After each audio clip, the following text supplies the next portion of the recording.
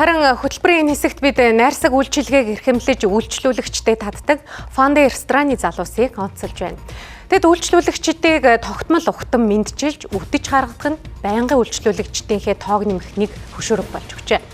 За энэ мэт жижиг үйлчилгээний соёлыг хөвшүүлснээр олон эерэг өөрчлөлт гардаг болохоо бидэнтэй хуваалцлаа.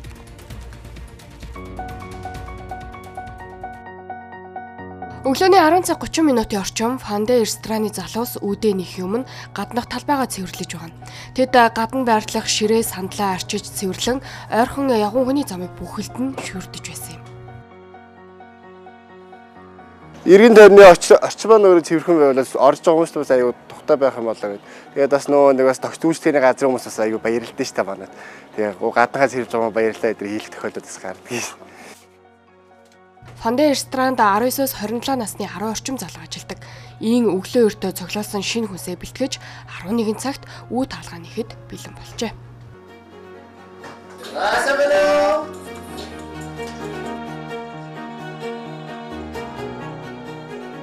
Анхандаа бол айгүй тийм цочих ч юм уу айгүй тийм өөрт нэггүй байдаг сүүлдээ бол ингээд тэрэнд айгүй баярлдаг ч юм уу дуртай байдаг болсон. Тэгээд санаад өгч бид загвар үедээ ингээ хүмүүстэйгээ мэдлэг гаргах тохиолдол хүмүүс хайдаг гомдох ч юм уу тиймүү тохиол байдаг учраас бид нар тэрийг алдахгүй гоё шиг хүмүүс болгоно гоё ухтаа гоё үтгэж хичээдэг те. Үйлчлэгээний соёл бол хамгийн чухал гэж боддог шүү дээ. Одоо жишээлбэл ихтгэхийн гоё амттай хоол идээд гарлаа ч гэсэн гарахтаа нөгөө үйлчлэгээ тааруулж байгаа тиймэрхүү байдлаас бол хүн сэтгэл санаа нь одоо хангамжгүй гарах тохиолдлууд байдаг учраас ажиллах нөгөө нэг амттай хоолн дээр бид нар амттай илүү гоё үйлчлэгийг илүү санал илүү одоо ингээ үйлчлэгээ үзүүлээд гаргал тэр хүмүүс дахиад босоод ирэх одоо ингээ сэтгэл нь гоё тухтай тайван ч юм уу гоё дотн байдаг юм энэ газар маань. Ер нь хэрэгтэй зүйлсийг ингээ амар сайн асууна. Тэгээд орж ирэхэд нь мэдлэн гарахтаа баяртайгаа сайн хэлнэ. Тиймэрхүү зүйлсүүд ер нь. Тэгээд энд орж ирснээсээ ер нь их зүйл сурсан анх олонных ажил ер нь сайн хийж чаддаггүй.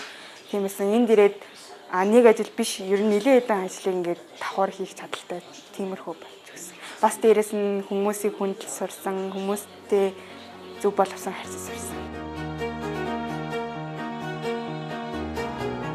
Яг зарим газар чи ингээд хүүшээ зөөгч нь байна уу гэл ингээд дуудаал айгу төвхтэй тий ойрлуулад л тэгэл менюгээ авчираад өгч мэдүү гэл тэгэл алуул. Тэгэхээр энэ гол нь бас тэр штэ. Бус үйлчлэгээний газрууд яагаад хөвшүүлж болохгүй гэж тийм ээ. Өөрөө аялал жуулчлалын чиглэлээр үйл ажиллагаа явуулдаг. Дэлхийн бараг 30-аад орноор явсан. Хоолыг бас мэднэ.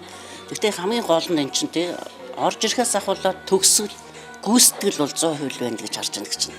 Тэгээ одоо ингэж орж ирэхэд одоо гар алчих найтан сэлбэт өгөөд халуун ногоотой юу халуун ногоогүй юу гэдэг. Их нь бол өнөөдөр зөв анх удаалганд орж ирж байна л да. Айгу гоё хүлээж авдаг шүү дээ. Хоолны дараа десерт өгөнгүүд хүмүүс маань айгу гоё баярлаа л те. Нөөд зургийг нь аваад тэдэг очсон. Бид нар ч бас хүмүүстэй тэгж нэгсгэлэн харагдахтай байсан. Өгөхдөө бас айгу дуртай байдаг. Тус ресторан 20 орчим төрлийн хоолоор үйлчилдэг. За гэхдээ олон нэр төрлийн гэхээс илүүтэй цөөн төрлийн чанартай хоолоор үйлчлүүлэгчдийн сэтгэлд хүрэхийг зорддог байна.